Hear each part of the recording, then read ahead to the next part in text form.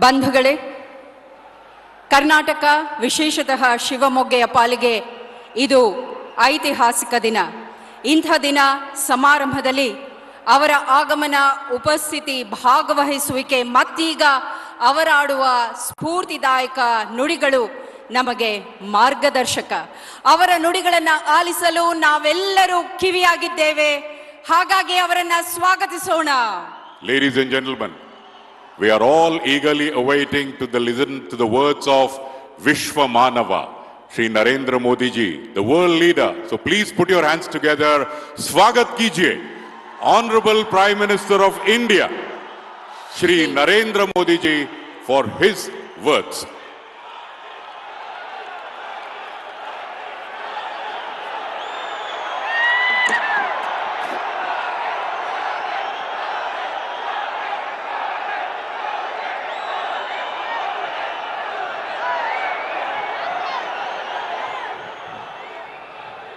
ಕರ್ನಾಟಕದ ಎಲ್ಲ ಸಹೋದರ ಸಹೋದರಿಯರಿಗೆ ನನ್ನ ನಮಸ್ಕಾರಗಳು.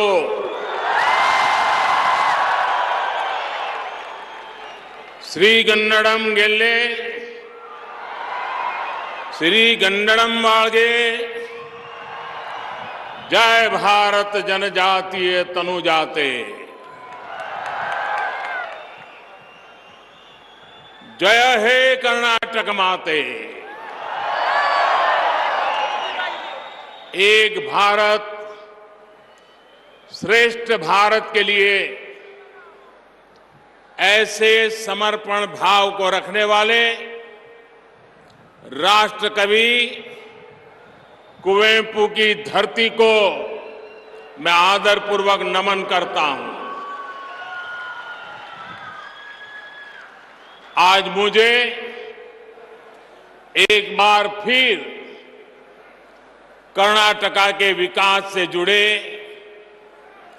हजारों करोड़ रुपए के प्रोजेक्ट्स के लोकार्पण और शिलान्यास का सौभाग्य मिला है. अभी अभी शिवमोगा में हूं और यहां से मुझे बेलगावी जाना है.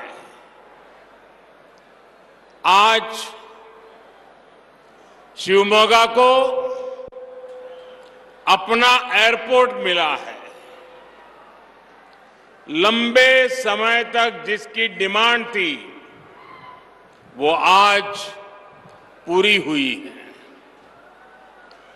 शिवमोगा एयरपोर्ट बहुत ही भव्य बना है, बहुत ही सुंदर है. इस एयरपोर्ट में भी कर्नाटका के ट्रेडिशनल और टेक्नोलॉजी का अद्भुत संगम नजर आता है. और ये सिर्फ एयरपोर्ट नहीं है, ये इस क्षेत्र के जवानों के सपनों को नई उड़ान का अभियान है. आज रोड और रेल से जुड़े अनेक प्रोजेक्ट्स का भी शिलान्यास हुआ है. हर घर नल से जल के प्रोजेक्ट में काम शुरू हो रहा है. विकास के ऐसे हर प्रोजेक्ट के लिए मैं शिवमोगा के और आसपास के सभी जिलों का, वहां के सभी नागरिकों को बहुत बहुत बधाई देता हूं. साथियों, आज का दिन एक और वजह से बहुत विशेष है.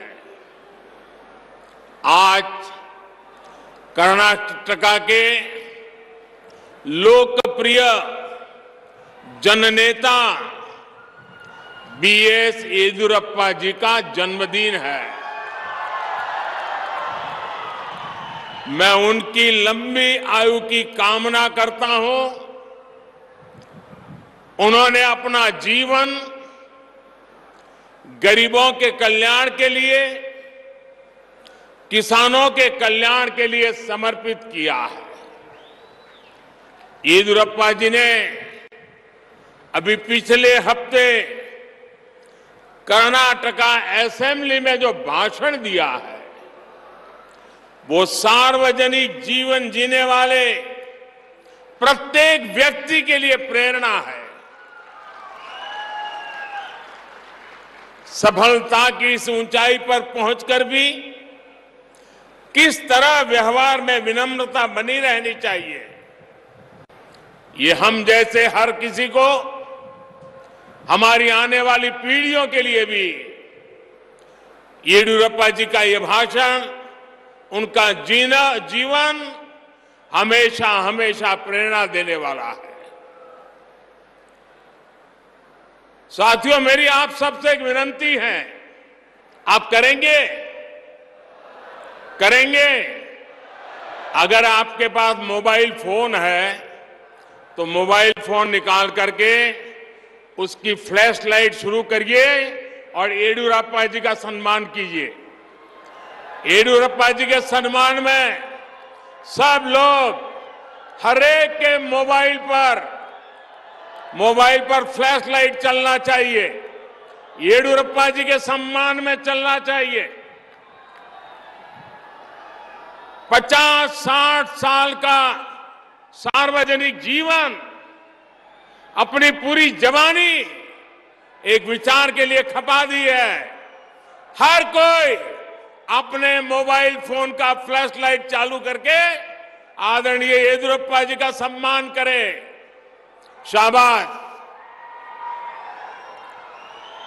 शाबाश। भारत माता की। जब मैं भाजपा सरकार के दौरान कर्नाटका की विकास यात्राओं को देखता हूं तो पाता हूं कर्नाटका अभिवृद्धिಯ ರಥದ ಮೇಲೆ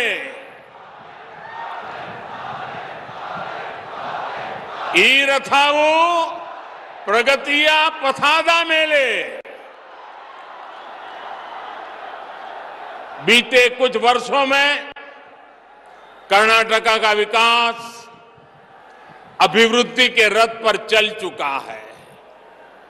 ये अभिवृद्धि रथ प्रगति पथ पर दौड़ रहा है। ये प्रगति पथ रेलवे, रोडवेज, एयरवेज और हाईवेज यानी डिजिटल कनेक्टिविटी का है। साथियों, हम सब जानते हैं कि कोई गाड़ी हो या सरकार, डबल इंजन लगता है ना तो उसकी स्पीड कई गुना बढ़ जाती है।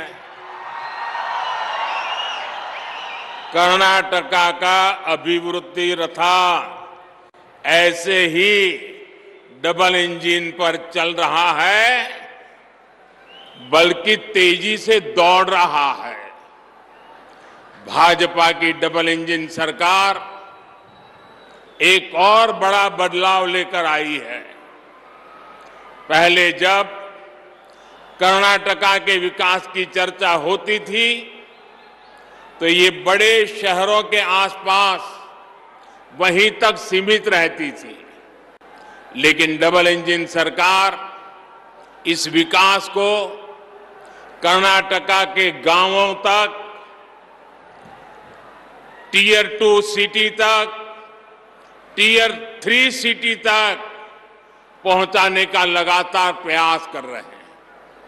शिवमोगा का विकास इसी सोच का परिणाम है।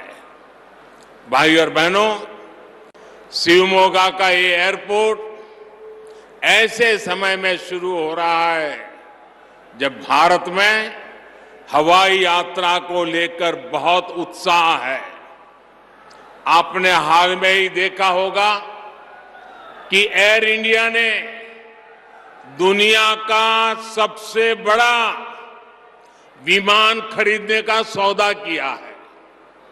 2014 से पहले जब भी एयर इंडिया की चर्चा होती थी तो अक्सर नकारात्मक खबरों के लिए ही होती थी।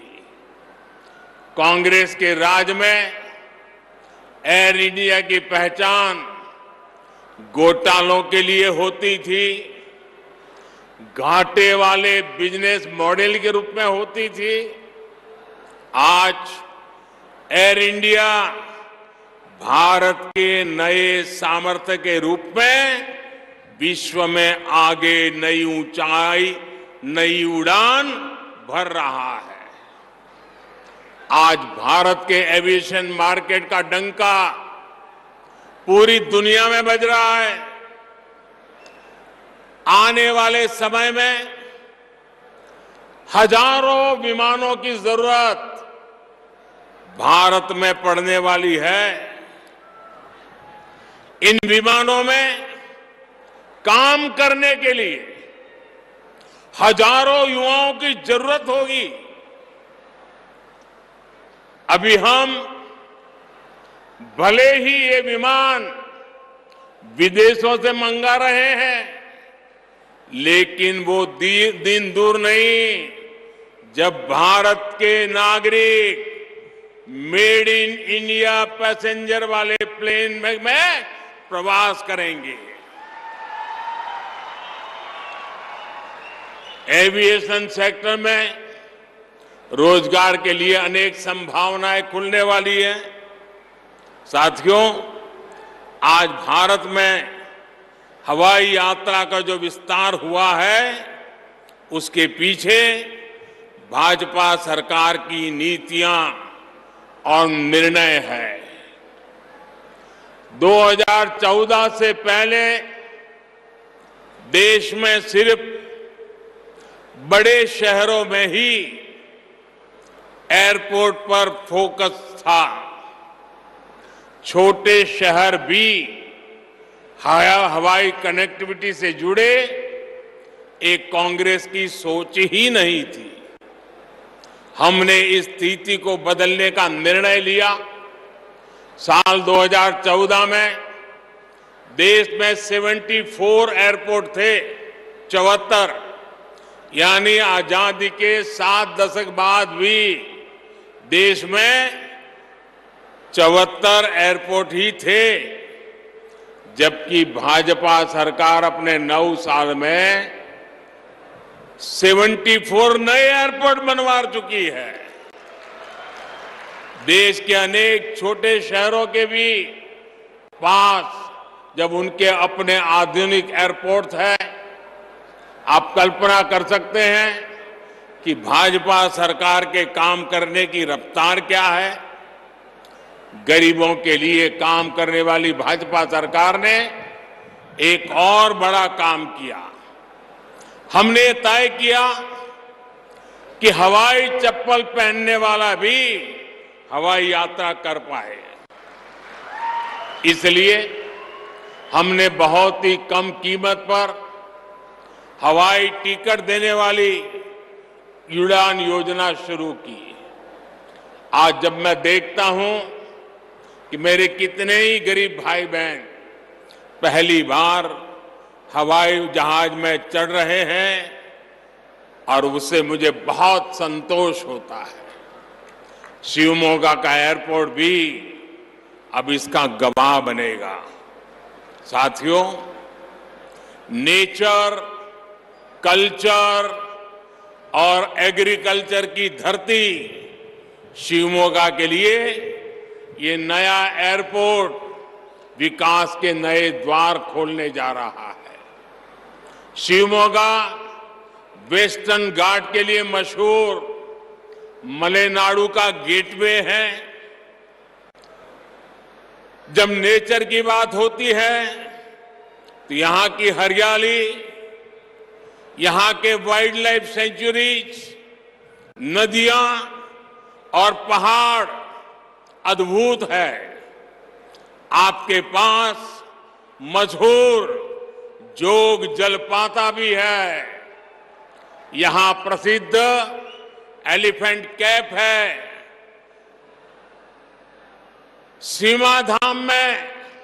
सीमाधाम जैसी लायन सफारी है। आगुम्बे पर्वत के सूर्यास्त का आनंद कौन नहीं लेना चाहेगा। यहां तो कहावत है, गंगा स्नाना तुंगा पाना। जिसने गंगा स्नान नहीं किया और तुंगा नदी का पानी नहीं पिया, उसके जीवन में कुछ न कुछ अधूरा है। साथियों, जब हम कल्चर की बात करते हैं तो शिवमोगा के मीठे जल ने राष्ट्र कवि कुवेंपु के शब्दों में मिठास घोली है। दुनिया का इकलौता संस्कृत गांव मत्तूरू इसी जिले में है, और वो तो यहां से दूर भी नहीं है। देवी सिंहगुदुरु चौड़ेश्वरी, श्री कोटे आंजनेय, श्री श्रीधर स्वामी जी का आश्रम, आस्था और आध्यात्म से जुड़े ऐसे अनेक स्थान भी हमारे शिवमोगा में है। शिवमोगा का इसरू गांव, जहां अंग्रेजों के विरुद्ध एसुरु बिट्टुरु ईसुरु बिड़ेवु इसका नारा गूंजा, ये हम सभी के लिए प्रेरणा स्थली है।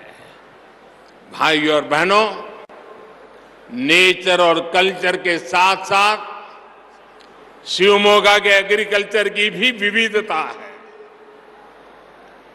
ये रीजन देश के सबसे उपजाऊ क्षेत्रों में से एक है। यहां जिस प्रकार फसलों की वैरायटी पाई जाती है, वो इस क्षेत्र को एग्रीकल्चर हब के रूप में स्थापित करता है। चाय, सुपारी, मसालों से लेकर भांति भांति के फल सब्जी हमारे शिवमोगा विस्तार में होते हैं। शिवमोगा के नेचर, कल्चर और एग्रीकल्चर को बढ़ावा देने के लिए एक बहुत बड़ी जरूरत यहां थी। ये जरूरत कनेक्टिविटी की है, अच्छी कनेक्टिविटी की है। डबल इंजन सरकार इस जरूरत को पूरा कर रही है।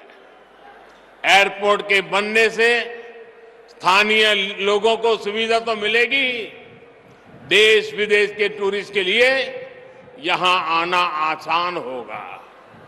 जब टूरिस्ट आते हैं तो वो अपने साथ डॉलर और पाउंड लेके आते हैं, और एक प्रकार से रोजगार के अवसर भी उसमें ही होते हैं। जब रेल कनेक्टिविटी बेहतर होती है तो सुविधा और टूरिज्म के साथ साथ किसानों को भी नए बाजार मिलते हैं। किसान अपनी फसल कम कीमत में देश भर के मार्केट तक पहुंचाते हैं। साथियों, जब शिवमोगा, शिकारीपुरा, रानी बेंगलुरु नई लाइन पूरी होगी तो शिवमोगा के अलावा हावेरी और दावणगेरे जिलों का भी उनको भी लाभ होने वाला है। सबसे बड़ी बात, इस लाइन में लेवल क्रॉसिंग नहीं होगी, मतलब ये सुरक्षित रेल लाइन होगी और इस पर तेज गति की ट्रेनें चल पाएगी। कोटे गंगोर अब तक एक छोटा पड़ाव स्टेशन था, अब नया कोचिंग टर्मिनल बनने से इसका महत्व बढ़ जाएगा, इसकी कैपेसिटी बढ़ जाएगी। अब इसे 4 रेलवे लाइनों, 3 प्लेटफॉर्म और 1 रेलवे कोचिंग डिपो के साथ तैयार किया जा रहा है। इससे यहां से देश के दूसरे हिस्सों के लिए नई ट्रेनें चल पाएंगी। हवाई और रेल ट्रांसपोर्ट के साथ साथ अब रोड भी अच्छी होती है, तब युवाओं का बहुत लाभ होता है। शिवमोगा तो एजुकेशनल हब है। अच्छी कनेक्टिविटी होने से आसपास के जिलों से युवा साथियों के लिए यहां आना आसान होगा। इससे नए बिजनेस के लिए, नए उद्योगों के लिए भी रास्ते खुलेंगे। यानी अच्छी कनेक्टिविटी से जुड़ा इंफ्रास्ट्रक्चर इस पूरे क्षेत्र में रोजगार के नए अवसर बनाने जा रहा है। भाइयों और बहनों, आज शिवमोगा और इस क्षेत्र की माताओं बहनों के जीवन को आसान बनाने के लिए भी एक बड़ा अभियान चल रहा है। ये अभियान है हर घर पाइप से जल पहुंचाने का। शिवमोगा जिले में 3 लाख से अधिक परिवार है। जल जीवन मिशन शुरू होने से पहले यहां लगभग 90,000 परिवारों के घर में जल कनेक्शन था, नल से कनेक्शन मिला था। डबल इंजन सरकार अभी तक करीब करीब 1.5 लाख नए परिवारों को पाइप से पानी की सुविधा दे चुकी है। बाकी परिवारों तक नल से जल पहुंचाने के लिए अनेक प्रोजेक्ट्स पर काम चल रहा है। बीते 3.5 वर्षों में कर्नाटका में 40 लाख ग्रामीण परिवारों तक पाइप से पानी पहुंचा गया है। साथियों, बीजेपी की सरकार गांव, गरीब और किसान की सरकार है। बीजेपी की सरकार गरीबों के कल्याण के लिए काम करने वाली सरकार है। बीजेपी की सरकार माताओं बहनों का स्वाभिमान, माताओं बहनों के लिए अवसर, माताओं बहनों के सशक्तिकरण, इस रास्ते पर चल रही है। इसलिए हमने बहनों से जुड़ी हर परेशानी को दूर करने का प्रयास किया है।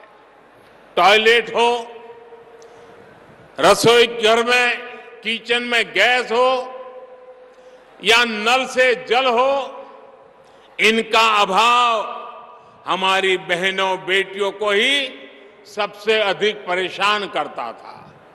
आज इसको हम दूर कर रहे हैं। जल जीवन मिशन से डबल इंजन सरकार हर घर तक जल पहुंचाने के लिए ईमानदारी से प्रयास कर रही है।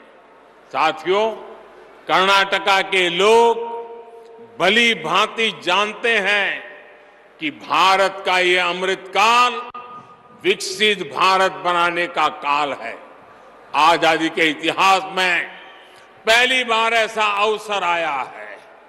पहली बार पूरी दुनिया में भारत की इतनी गूंज सुनाई दे रही है।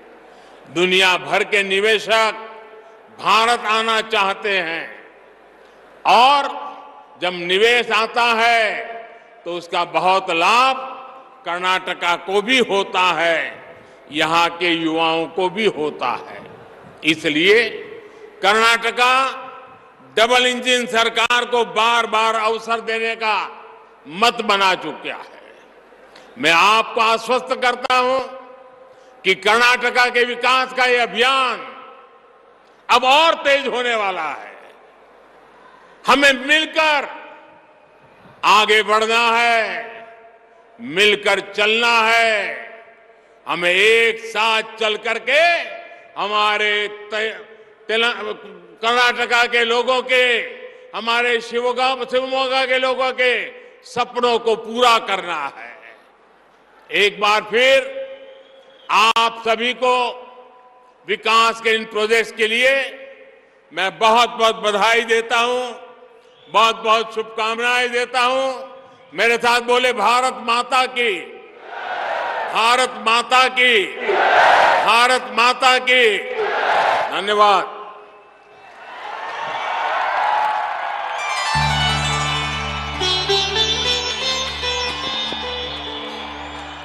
ಕರ್ನಾಟಕ ಶಿವಮೊಗ್ಗ ಈ ಪ್ರದೇಶ, ಈ ಪುಣ್ಯ ಭೂಮಿ ಕುರಿತು ಶ್ಲಾಘನೆಯ ನುಡಿಗಳನ್ನು ಹಂಚಿಕೊಂಡು ಶುಭಕಾಮನೆಗಳನ್ನು ವ್ಯಕ್ತಪಡಿಸಿದ್ದಾರೆ ಆದರಣೀಯ ಪ್ರಧಾನಮಂತ್ರಿಗಳು ಶ್ರೀ ನರೇಂದ್ರ ಮೋದಿಜಿ ಅವರು.